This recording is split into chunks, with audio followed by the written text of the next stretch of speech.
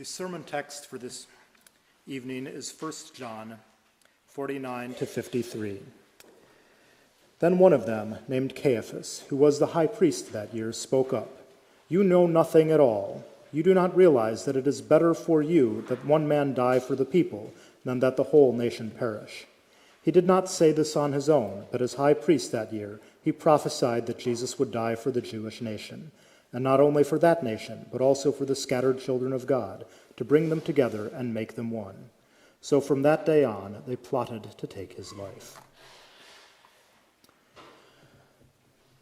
How would you have liked it if you had come to worship tonight and looked at your service bulletin and read, "Tonight our sermon will be replaced with a reading of the philosophy of Joseph Stalin"? How about meditations based on the memoirs of Joseph Stalin? He's an atheist, an enemy of the faith. What could he possibly have to say to us? What could we possibly learn by listening to him? Rest easy, he isn't on the schedule. We wouldn't even consider such an absurdity. But sometimes God used the most unlikely people to speak his message, people neither you nor I would have dreamed of or approved of. God occasionally even proclaimed his truth through people who didn't understand it, or who understood it but didn't believe it. God once used the prophet Balaam, an enemy of Israel, to say what he wanted him to say. God even used Balaam's donkey, who'd never spoken before and would never speak again, to proclaim his message. God will always find someone to proclaim his message when he wants it proclaimed. In this Lenten season, we will hear a series of sermons preached by Jesus' enemies. Some of his enemies spoke more truth than they realized. Some meant one thing when they spoke, but God used their words to say something else, something better, something true. We have a prime example of that here. This sermon was preached by Caiaphas. It is better that one man die for the people.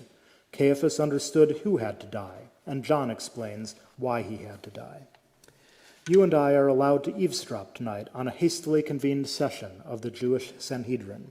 The session was as furious as it was hasty. On the agenda that day or that night was only one item. One man had been causing the religious leaders embarrassment and loss of prestige. The problem hadn't developed overnight. It had been going on ever since that man said, "Destroy this temple, and I will raise it again in 3 days."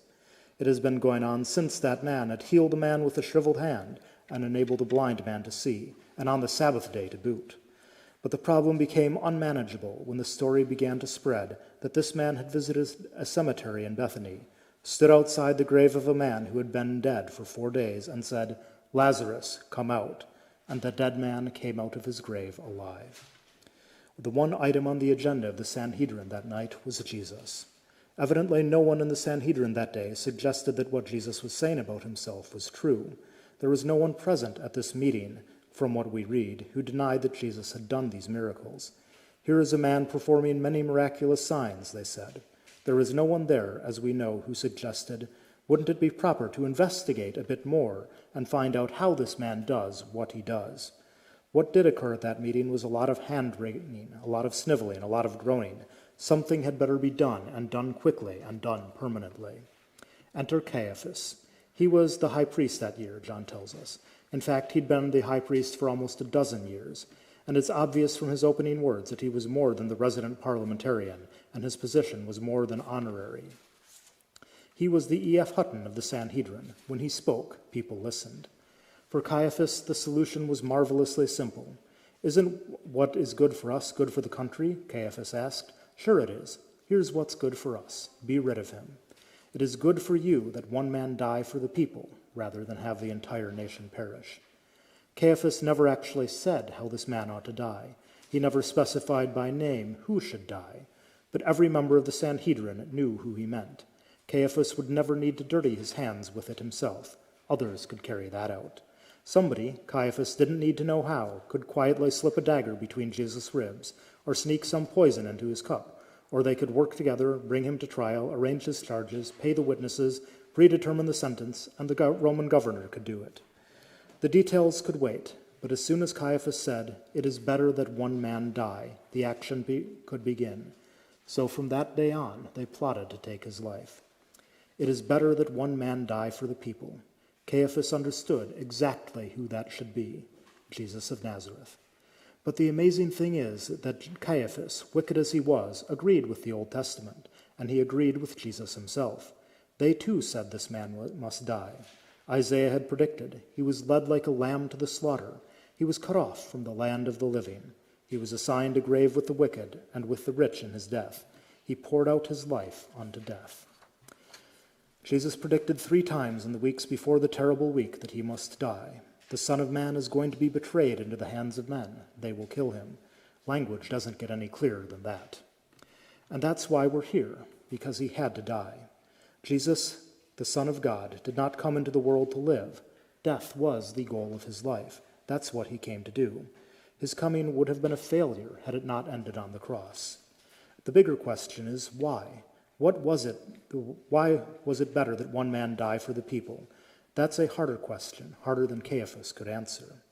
Oh, Caiaphas had an answer, and his answer again was marvelously simple. The Jews were being governed by Rome, and Rome was fairly tolerant as long as there were no rumblings on the border of the empire. But Caiaphas figured the more popular this Jesus becomes, the more of the crowd he attracts, the more loyalty he commands, the more urgent the need to have him under control. He's a threat to us, and the more rumblings there will be. Rome will finally put up with this no longer. She'll send her horses and her armies, and she'll restore order in a hurry, and we will lose everything we have. Better that he die than we. That was Caiaphas's version of why, but it wasn't enough. It isn't that Caiaphas was wrong. He just didn't tell the whole story. He couldn't know God's side of the story. John had to explain why Jesus had to die.